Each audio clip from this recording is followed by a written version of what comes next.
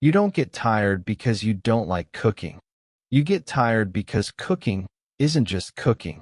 People see the final dish, but you see everything behind it.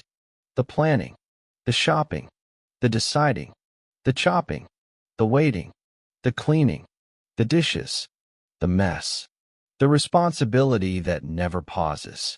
And sometimes you wonder, why does this feel so heavy? Why do I get tired before I even start? Here's the truth. You're not tired of the food. You're tired of the mental load behind it. Because cooking, for you, isn't just a task. It's a whole invisible system you've been holding on your shoulders for years. And this is where it gets interesting. Most people don't realize how psychological cooking is. It's not about the kitchen. It's about the expectations. You're expected to know what everyone likes. Expected to choose meals that are healthy. Expected to manage the budget. Expected to check what's running low. Expected to think ahead.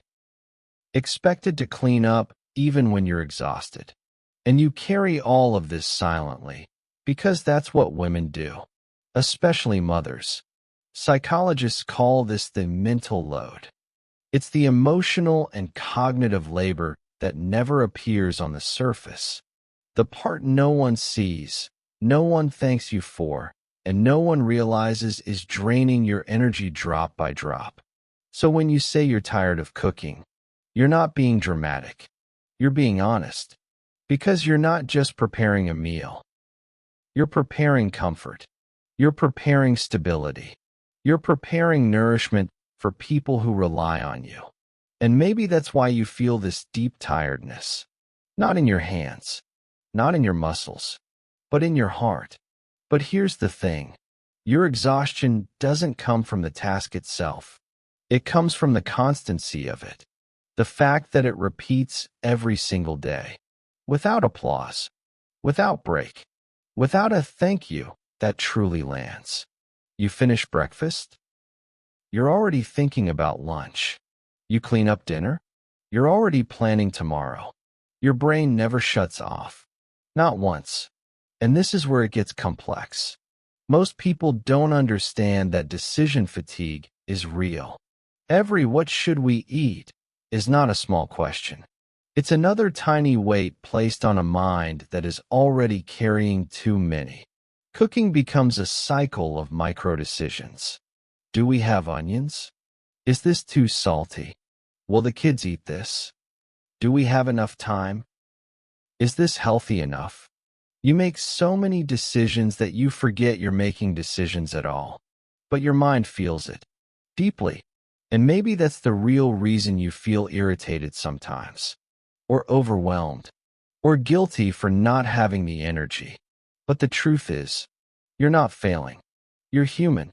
Because cooking, real cooking, the everyday home kind, is emotional labor disguised as a chore.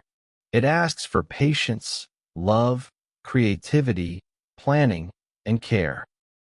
Even on days when you barely have anything left to give. And here's what's really happening. You're carrying the responsibility of feeding people you love. You're making sure they're okay. You're holding the emotional weight of being the one who keeps everyone nourished. That's not a small role.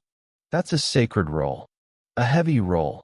One that deserves respect, not pressure. But maybe you've been doing it for so long that even you forget how much heart it takes.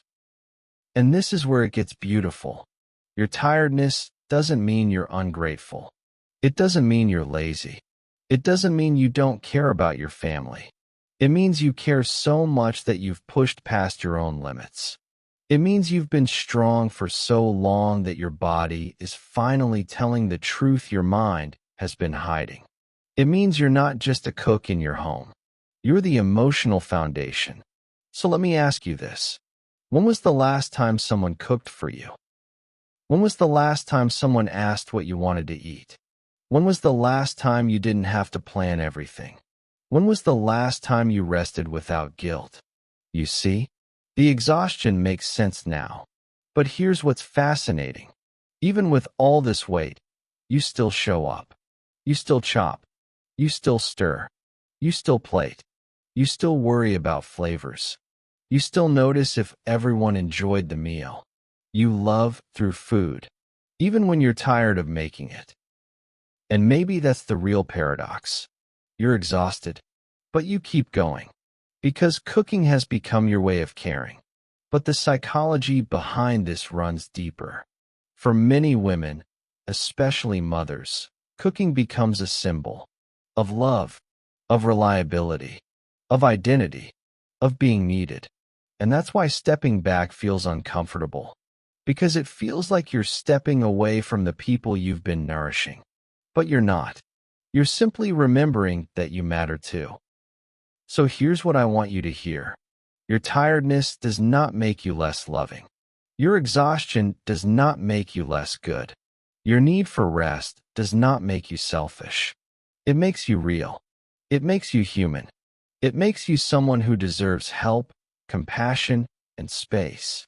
Cooking doesn't disappear when you rest, but your well-being does when you never pause. So the next time you think, I can't do this today, let yourself feel that. Let yourself choose something easy. Let someone else help. Let the meal be imperfect.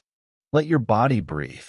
Because cooking might be part of your life, but it should never be the thing that drains the life out of you. Circle back to this truth. You're not tired of cooking. You're tired of carrying everything that comes with it. And you deserve a home and a heart that feels nourished too.